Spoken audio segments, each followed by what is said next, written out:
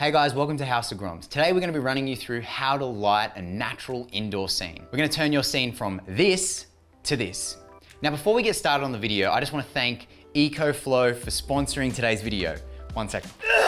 They are literally powering today's episode, but I'll get more into this later on. Now this particular lighting setup that we're running through today is something that we've worked on and used multiple times on different settings in different locations. And it's always a bit of a challenge, but there's a few little tips that we're going to run through today that'll hopefully help you to understand how to light these scenes in a natural way using window light, but in a controlled environment. Now let's jump on set and run through some of these tips. So when you're lighting any scene, the first thing that you want to do is you want to walk through with either your DP, your director of photography, this is if you're a director, your director of photography, and potentially a gaffer and maybe first AC, things like that. And you want to just walk through in the space, get a feel for it, understand what your shot's going to be. So for this particular shoot, we're going to have like this dolly push-in shot towards the subject standing here, sipping their coffee, having their morning coffee.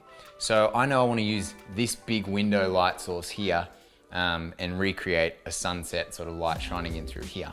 Now, the first thing that I'm going to do is turn off these house lights. It's a bit darker now, but at least we are just getting true window light. We can see the natural ambient window light that we're getting right now, and it's very soft because the sun is directly up in behind here right now. It's a nice soft light source right now, but I wanna recreate this soft light source, but also make it look like it's sunset. And I love this little highlight that's coming in through the window, but because I want this to be our main window light, this highlight isn't gonna look right. So I'm gonna try and recreate this, and I'm gonna flag this light right now and shut that off so that that highlight's not coming in, and we'll recreate it through this direction. All right, so now we have our blank canvas and we've controlled the lighting as best as possible. We've turned off the house lights. We've got rid of the unnecessary highlight in the corner here. Now it's time to recreate the lighting that we wanna have for this setting. So the first thing that I'm gonna wanna do is set up my key light. Now key light is the main light that's gonna light up our subject.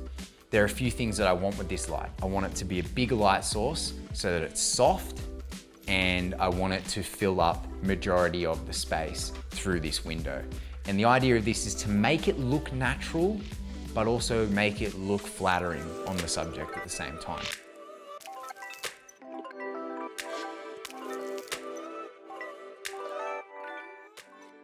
Okay, so we've set up our key light now. It's being shot through a scrim, a half-stop scrim. I think it's still a little bit too bright, maybe a little bit too hard. You're probably seeing a lot of highlight on my face right now. It's probably a little bit overexposed.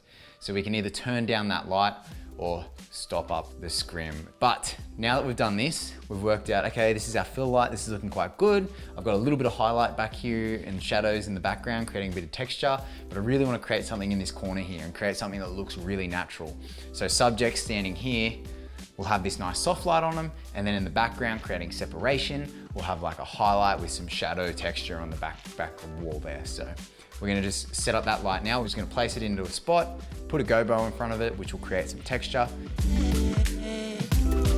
So as you can see in that shot there, we are using the EcoFlow Delta Pro to power today's set. Now, we're using this as kind of a test to see if we could take this thing out on location with us and power some of our most powerful lighting. We're using an Aperture 1200D, which is outputting 1200 watts.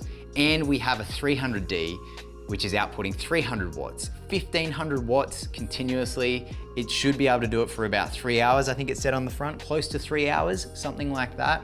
So to have a battery pack that can output that much for such a sustained long period of time is quite impressive. And that's why I'm so excited for today's sponsor. I'm really excited to get my hands on this product, test it out. If you've been working on sets for a while, you know what generators are like. Even if you're in construction, you know what generators are like.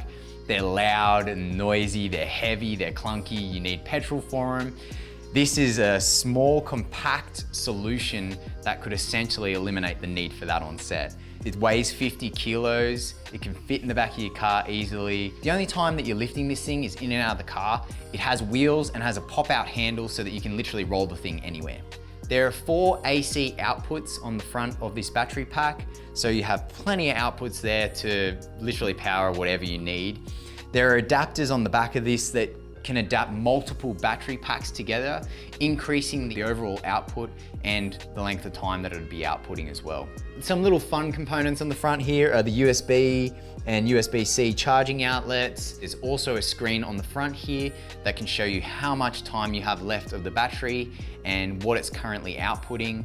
I think this battery pack is mainly for people who want an off-grid solution, and not to mention, you can buy solar paneling for this battery pack separately as well. But I got it straight out of the box. It came with 20% battery life, and I was able to charge it up to full in about an hour. So super impressed with the technology that's built into this, because that is incredible for the size of this battery. So this is the EcoFlow Delta Pro. If you're interested in this product or any of the other products from the EcoFlow range, you can head to the description below.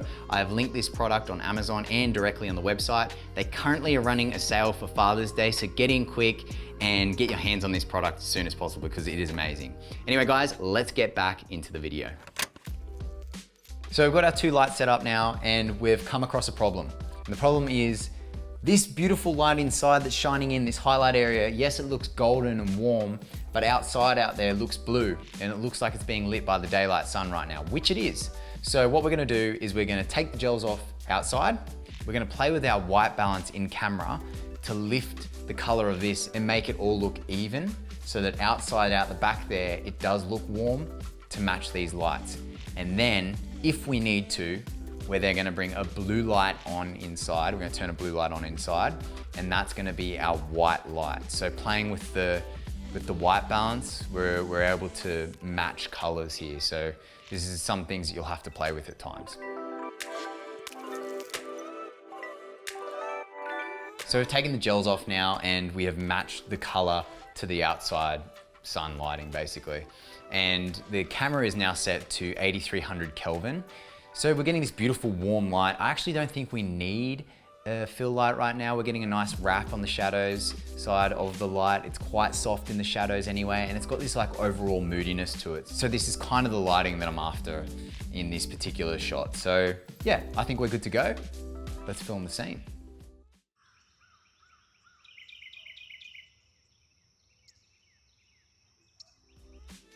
So there you have it, some simple tips on how to light a natural indoor scene. I hope you enjoyed today's episode, guys. And if you did, please give us a thumbs up because it really supports the channel. And make sure you subscribe because we are going to be more consistent with uploading YouTube content. Leave us a comment below and let us know what you want to see in the future from us, because this is something that we are super passionate about here at House of Groms, and we would love to create content that you would want to view. Anyway, guys, I'll see you in the next episode. Bye.